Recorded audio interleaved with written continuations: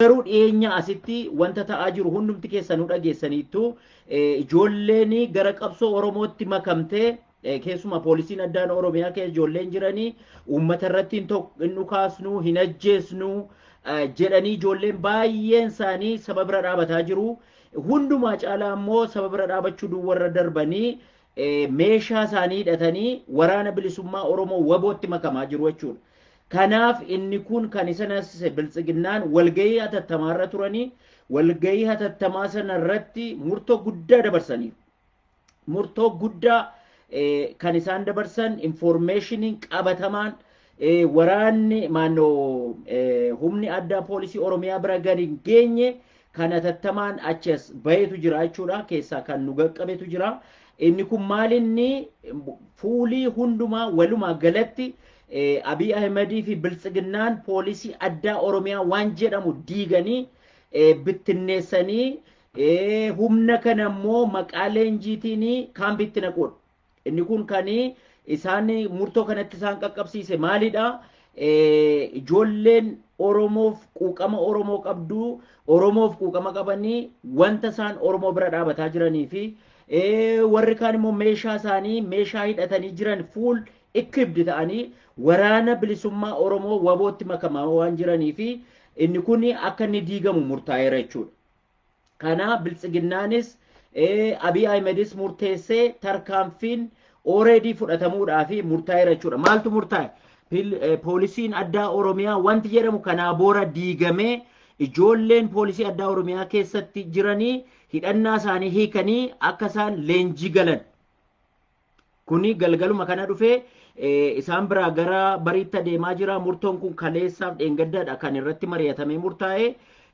Diigamanii isaan akka leenjiitti galan warra leenjiitti galanii booda wanti ta'uuf adeemu maa inni maqaa militariitiin maqaa waraanaatiin humna addaa 60,000 humna addaa militariidhaa fi yookiin immoo waraana militariidhaa fi 60,000 leenjisaa akka jiru warra kana bakka kan buusu Oromoo keessatti faca'ee Oromoo isa ajjeesaa jiru irratti dabalatee amma Oromoon isa akka cabu akka inni ajjeefamuu fi poolisii addaa Oromiyaa dhamanii warra kanaan dura leenjifaman doctrine ta'anii warra uummata Oromoo akka isaan ajjeesan Oromoo akka isaan ajjeesan murteessanii baasanii humni addaa Oromiyaa sun gara jalqabaatti yaadattu yoo ta'e poolisii Oromiyaa iyyuu hidhaa ture quuqama sabaa warra qabanii mootummaa keessa warra jiran keessumaa daanyoota hundumaa hidhaa turan. Amma garuu haalli hundumtuu isaanii galaa warri dhufe ijoolleen Oromoo quuqama Oromoo warri qaban dhiigaan qulqulluu warri ta'anii yookiin walii galanii Oromoo irratti hin dhukaasnu ijoollee irratti hin dhukaafnudhanii murteessanii warri kaan immoo waraanatti makataa jiru waan ta'eef amma wanti murtaa'e maanni humni addaa Oromiyaa waan jedhamu kun bittinnaa'uu duwwaatu hin ta'in hidhannaa isaanii hiikanii leenjiidhaan sababii leenjiidhaan akka isaan kaambiitti galan. Kaambiitti galanii warra hidhanii warra reebanii warra amansiisanii adda godhanii booda filannoon lama kan waan qophaa'eef tokko militariitti galuu humna raayyaa ittisa biyyaatti galuu yookiin immoo poolisii Oromiyaatti galuu yookiin immoo siviilitti deebi'anii galuudha jechuudha. Kanaaf murtoon kun murtaa'eera jechuudha. Bakka isaanii ammas poolisii Oromiyaa irratti abdii waan hin jirreef poolisii Oromiyaa immoo diiguudhaa fi akka humna addaa kana kallattiidhaan waan hin dandeenyee fi caasaadhaan caffeedhaan ajajamee dhaabatee poolisiin immoo istiraakcharaariidhuma jira waan ta'eef bakka isaanii kan bakka bu'u federaal poolisii 12,000 leenjisanii qopheessaniiru Oromiyaatti bobbaasuudhaaf jechuudha. Ijoollee Oromoo kan hin taane sabaaf sablammoota kan biraarraa kan ba'anii humni addaa poolisii federaalaa 12,000 already leenji'ee yeroo poolisiin addaa Oromiyaa kun diigamee leenjiitti yookiin immoo kaambiitti deebi'u warri kun injekte ta'u jechuudha. Oromoo ajjeesuudhaa fi akkuma amma Harargee keessatti Arsii keessatti godhaa jiranii warri kun godhuudhaa fi already murtaa'eera jechuudha. Achumaan immoo humni addaa jedhamee yookiin immoo humna raayyaa ittisa biyyaa keessatti humni 60 leenjifamee Oromiyaa keessatti akka inni ba'u murtaa'eera jechuudha. Kanaaf dhaamsi galgala kana nu qaqqabee yookiin immoo waraana kanatti akka inni qaqqabu hundumtuu miidiyaanis aktiivistoonnis inni fira qabus fira isaatti akka inni dhaamu kan dhaamsi galgala kana dhufe maa inni ijoolleen kun utuu mana hidhaatti hin guuramiin yoo danda'ame hidhannaa isaanii wajjin gara waraana bilisummaa Oromootti akka isaan makatan yookiin immoo organized ta'anii at least of defend akka godhanii dhaamsi kun akka inni qaqqabudha. Kanaaf dhaamsi gabaabaan Abiy Ahmediif biltsiginnaan Oromiyaa humna addaa Oromiyaa diiguudhaaf murtaa'eera. Diiguu duwwaa miti ijoollee kana hidhannaa isaanii hiiksisanii kutaa leenjiitti gashuudha. Warra keessaa ijoo ta'an hidhuudha. Warra hidhanii warra danda'an ajjeesuudha. Warra ajjeesaniirraa hafe immoo filannoon kennamee fi hidda isaan barumsa addaa kennamee fi booda yookiin militariitti galu yookiin poolisii Oromiyaatti akka isaan galaniif filannoon qophaa'eera jechuudha. Inni kun garamitti adeemsisaadha amma akeekkachiisisaa Abiy Ahmed Oromoo fi Oromiyaa wanta ilaalu wanta Oromiyaa jedhu of keessaa qabu hundumaa diiguudhaan jalqabeera jechuudha. Inni kana keessa inni jalqabaa poolisii humna addaa poolisii Oromiyaa isa jedhamu kana diiguudhaan jalqabeera jechuudha. Maaliif ijoolleen kuni kan isaan barsiifamanii keessuma Shimallisa Abdiisaa teelana kana waanii godhamee leenjifamee hamma isaan akka warra North Korea wajjin wal fakkeessanii habashoonni irree sodaatanitti maaliif kun barbaachise jedhamee hamma ololli irratti gaggeeffamaa ture hundumti keenya yaadanna jechuudha. Inni kun kan inni ta'eefi tokko habashootaaf miidiyaa habashaa isarratti duulamaa ture. Akka North Korea leenjisanii baasaa jiru jedhamu isaaniin gammachiisu. Lammaffaa immoo ijoolleen parpazii isaaniitti leenjifamaniin sana waan raawwachuu didaniif Oromoo bira waan dhaabataniif qeerroo bira waan dhaabataniif warri kaan immoo meeshaanuma isaaniitiin gara waraana bilisummaa Oromootti makamaa waan jiranii fi riskii sana mitigeet gochuudhaa fi dursinee tootaalii diiguun keenya barbaachisaadha jedhanii murteessanii federaal poolisii 12,000 immoo Oromiyaa keetti bobbaasu 60,000 immoo waraana militariitti makanii leenjii gabaabaan kennamee fi Oromiyaatti akka inni bobba'u warra kana oddoo warra kana gaappii kana akka guutu murtaa'ameera jechuudha. Kuni decisionii already dhumee galgala kana nu qaqqabeedha jechuudha. Already kaleessaaf dheengadda walgahii irra turame jechuudha. Kanaaf dhaamsi dhaamame maalidha? Ijoolleen kun meeshaa kana hiikkatanii diina harka ofii isaanis buusuurra danda'amnaan defend of gochuudha. Diduudha achuma dhaabatanii. Yoo danda'ameef wal kurfeessanii wal gurmeessanii defend gochuu rukutanii wanta muta'anii defend gochuudha. An kana achi immoo meeshaa isaanii kanii ofii isaanis akka hoolaa qalmatta deemuurra hidhamuutti reebamuutti deemuurra waraana bilisummaa Oromoo naannoo isaaniitti jirutti akka isaan makatanii waamicha akka qaqqabuudha jechuudha. Kanaaf sheerii godhaa warri fira qabdan biyya keessatti dabarsaa miidiyaadhaan qaqqabsiisaa warri miidiyaa harkaa qabdan OMN, Keelo, Kush Media informationii kana further investigate gootanii yoo qulleeffachuu barbaadanii investigate gootanii namoota quunnamtanii networkii keessan quunnamtanii ijoolleen kuni utuu isaan hin bittinnaa'in humni kun utuu hin bittinnaa'in Oromoof waa buusuu qaba waan ta'eef isa kana dhaamsa kana dabarsaa isa jedhu gabaabaadhumatti meseejiin kana jechuudha. Indicationiin kana maali isa jedhuun gabaabsee dubbadhee moo fixe. Hidda ergaa biyya keessaa nu qaqqabe sana isinii dabarsinee indicationiin isaa maalidha?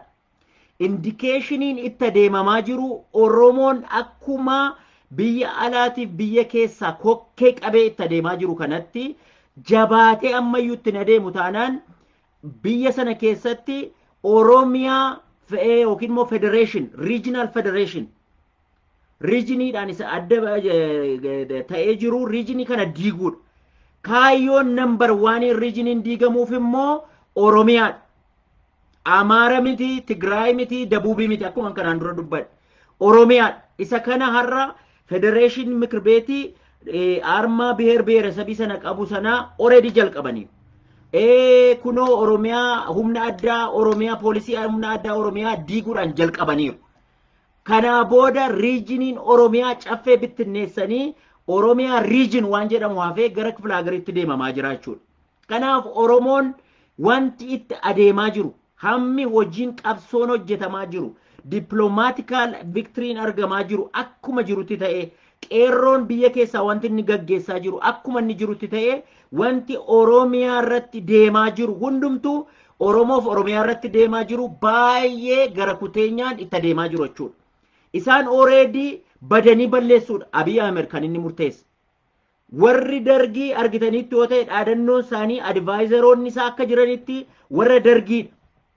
Generaalota dargiidha. Generaalonni dargii hamma qawween tokkoof namni tokko hafuutti hinduulleedhanii warra kaleessa daadataa turanidha. Oddoo sana jiraachuu yoo baatan iyyuu advaayizaroonni isaa sana waan ta'eefi caasaa amma qabu dippiloomaatikaali mo'amaa yoo jiraate iyyuu biyya keessaa dinagdeen raasaa yoo jiraate iyyuu qeerroon qabsootti yoo jiraate iyyuu stiil hamma sadarkaa raafamuun irra jiru irra gaa'ee hin jiru jechuudha Abiy. Kanaaf waan isaan godhaa jiranii dafanii hatattamaanii wanta federaalizimii ilaalu hundumaa bittinneessuudha. Fulbaana 30 dura inni kun immoo kan inni kaayyeffate Oromiyaa irratti. Kanaaf Oromoon ammayyuu qabsoo isaa kana caalaatti fufuu qabaadha. Victory argateera eeyyee argataa jira. Qabsoon biyya keessaa kokkee qabeera eeyyee qabee jira. Still garuu ammayyuu hin hafaadha. Hin hafaadha. Jarri kuni caasaan isaan harka jira. Birokraasiin biyya sanaa isaan harka jira. Military forcein ammayyuu haxinnaatu isa guddatu isaan harka jira. Kana hundumaa qabatee Abiy Ahmed utuu hin badin waan danda'a hundumaa diigaa jira jechuudha. Federaalizimii balleessaa jira jechuudha. Wanti federaalizimiin itti badaa jiruuf tokko Oromiyaa wanta jedhu balleessuudha jechuudha. Kanaafidha Biraanuu Naggaafaa ijoo guddaa godhatanii hojii guddaa godhatanii ganamaaf galgala successful itti deemaa kan jiraniif Finfinnee harka isaanii gashataniiru. Taakkalee Uumaa ari'aniiru. Taakkalee Uumaa Bilisiqinnaa keessaa jiraatu lafa iyyuu hasaamu maaliyyuu hasaamu hojii guddaa inni ijoo dhadhee qabatamee qotee bulaa Oromoof at least kaartaa kennee Finfinnee keessatti hojii guddaa hojjetaa ture. Koyyee faccee akka inni hin hiramne godhameera. Adaanech Abeebee automatically wanti isheen goote akka dhufteen akka Taakkalee Uumaa ari'ameemi koyyee faccee hiramee dhumaa jira jechuudha. Already ixaan bahee warra hiramee gidduu kana baankiidhaanii koyyee faccee fudhatanii kondominiyeemii master planiin implemented ta'eera. Lafti qotee bulaadhaaf jedhamee Taakkalee Uumaa kaartaa kennaa ture already dhaabateera. Kanaafi Finfinnee wanta ilaalu Izeemaan already harka isaa kee gashateera. Wanti hafumaa inni Finfinnee darka keessa gashatanii Oromiyaa wanta jedhamu sanaa penetrate gochuudha. Cabsuudha. Inni kun immoo jalqaba kan inni jalqabu poolisii humna addaa Oromiyaa, poolisii Oromiyaa, maaloo Oromiyaa wanta jedhu sana dhaabuudha. Kanaaf federaalizimiin kan inni taargeetii godhatamee hamma September 30tti hundumtuu xumuramuu qaba jedhamee Oromiyaa wanta jedhamu diigamuu qaba jedhamee kan inni murtaa'ee fi Oromiyaadhaaf. Kanaaf sabni Oromoo har'as of muguun qabu. Miidiyaan keenya kufuun qaban, muguun qaban. Kana caalaa halkaniif guyyaa hojjetamuun irra jira. Kana caalaa deemamuun irra jira. Utuu ilaallu, utuu ijji keenya ilaalu, utuu waa'ee isa tokko haasofnu, ajandaa tokko utuu haasofnu, isaan jala baay'ee swiftly itti deemaa jiru. Inni kuni indi riizaaltiin isaa Oromiyaa diiguudha. Inni kuni ji'a tokko gidduutti piroojeektii ji'a tokko gidduutti Izeemaan faa raawwatanidha jechuudha. Abiy Ahmediif Izeemaan raawwatudha jechuudha. Kanaaf uummanni Oromoo har'as Boris yes qabsootti jiramaa keessumaa diasporaan hojii guddaatti jira. Dippiloomaatikaali victory gurguddaatti argamaa jira. Oromoon biyya keessaa garuu kana caalaa amma irratti hojjechuu qaba isa jedhu dhaamsa dabalataa karaa koo dabarsuun barbaada. Ergaan keenya gabaabaadhumatti poolisii addaa Oromiyaa diiganiiru bakka isaanii federaal poolisii 12,000 Oromiyaa keetti hiriirsuudhaaf kaa'ame murtaa'eera gidduu kan implemented ta'a. Ijoollee warri humna addaa Oromiyaa kee diigaman immoo meeshaa isaanii hiiksisanii gara leenjiitti gashanii leenjii sana keetti isa ajjeesanii warra quuqama sabaa qaban jedhanii hidhan warra hidhanii keessaa warra hafte immoo filannoon poolisii Oromiyaatti galuu yookiin immoo raayyaa ittisa biyyaatti galuu keessaa dhiyaateeraa fi kanaaf ijoolleen Oromoo quuqama qabdan viidiyoon kun darbaa sin dhaga'u miidiyaan keenya immoo informationii kana akka feedbackiitti yookiin immoo akka inputiitti fudhattanii neetworkii keessaniin adda baafattanii kana advocate gootanii kana caalaa wanti kuni ajandaan kun babal'atee himamuu qabaa isa jedhuudha gabaabaadhumatti isa kana jechuudha. Ijoolleen Oromoo garuu saba keessa bira dhaabattanii tarkaanfiin kun akka fudhatamu gootan galata guddaa qabdu. Galanni keessan bilisummaadha. Har'as haa ta'u garuu meeshaa harka keessan jiru aseetiidha waan ta'eef habashaan meeshaa hidhatteetti. Meeshaa kana hiiktanii harka diinaatti of kennuurraa dafaa tarkaanfii fudhadhaa. The most important jettanii kan amantan tarkaanfii fudhadhaa. Yookiin wal gurmeessaa defend of godhaa. Hankanaachi gara waraana bilisummaatti meeshaa keessan hidhadhaati gala. Yookiin immoo wal qabadhaa caakkaa seenaa. Oromoo irraa guyyaa lama yookiin guyyaa tokko ittiin defend yoo gootan bu'aadha waan ta'eef isa jedhuudha. Ergaan qaqqabe kanumadha. An ergaa koo fixadheeraa. Wali sheerii godhaa dabarsaa. Miidiyaa warri gurguddaan OMN, Kello Media, Kush Media, aktivistoonni warri Oromoo taatan hundi keessa neetworkiidhaan informationii kana further investigate gochuu dandeessan walgahii kee warra hirmaatan informationii qabatamaan na qaqqabe waan ta'eef kun immoo gidduu kanatti wanta raawwatame niwsii ta'ee arginuudha waan ta'eef informationii kana investigate godhaati. Informationii kun babal'atee ijoollee keessumaa meeshaa hidhattee waraana adda bilisummaa Oromoo kee jirtu humna adda poolisii Oromiyaa kee jirtu utuu meeshaa isaanii hiikkatiin akka tarkaanfii fudhatan wal gurmeessanii caakkaa seenuu waraana bilisummaa Oromootti makamuu wal gurmeessanii biyya isaanii fi Oromoo defend gochuu ankanaachi hidhamuu maqaa leenjiitiin meeshaan isinirraa hiikamee hidhaatti guuramuuf jirtu isa jedhuudha ergaan qaqqabee very urgent oduu ammaadha breaking newsidha walii dabarsaa sheerii godha aktivistoonni Oromoo warri dhageessan akka darbaa dabarsaa miidiyaan Oromoo warri darbaa dabarsaa dhageessan naa qaqqabsiisaa OMN qaqqabsiisaa miidiyaa keenya hundumaan qaqqabsiisaa aktivistootaan qaqqabsiisaa yoo directirree dabarsuu baattanii investigate gootanii networkii keessaniin adda baaftanii informationii kana ijoolleen kun meeshaa isaanii hiikkachuun qabanidha. The main message meeshaa utuu hiikkatiin meeshaa sana qabatanii bosona seenuu waraana bilisummaatti makamuu yookiin wal kurfeessanii defend gochuudha. Oromiyaa diiguun tokko dhee jalqabameera jechuudha. Already dildanidha. Federalizimii diiguun dildanidha. Already done. Biraanuu Naggaafaa Abiy Ahmed faa hojii already jalqabameera. Kanaaf message kana dabarsaa share godhaa. Don't make it as a joke. Akka qoosaa humaa Facebook oduu Facebook itun ta'in kun qabatama nama walgahii kee ture federal policy kee walgahicha irratti hirmaaterraa qaatita biyyarraa informationiin kun dhufe jechuudha. Kanammoo bultanii arguuf jirtu miidiyaa qaqqabsiisaa, aktivistoota qaqqabsiisaa, walii keessanii sheerii godhaa, barreessaa, laayivii seenaa, advocate godhaa. Kun kan inni ta'e ijoolleen Oromoof quuqama Oromoo qaban achi keessa jiran Oromoo irratti nukaafnu jedhanii Oromoo bira waan dhaabatanii fi warri kaan immoo gara waraanaatti makamaa waan jiraniif tarkaanfiin kun fudhatame jechuudha. Number 1. Number 2. Hamma September 30tti federalism waan jedhamu diiguu kee. Federalism yeroo jedhamu by the way it's not about Tigray. It's not about Amhara. It's not about Dabub. It's not about Afar Somali. It's about Oromia. Fi Oromo wanta jedhamu diiguu keetti hojiin saffisaan adeemaa jira. Doon hirrafina, miidiyaan keenya hirrafina, aktivistiin hirrafina. Oromoon kamiyyuu nama tokkotti yoo dubbatte gaadha. Innatitti dubbattu nama tokkotti yoo dubbate gaadha. Everybody should be advocate gochuu qabduudha.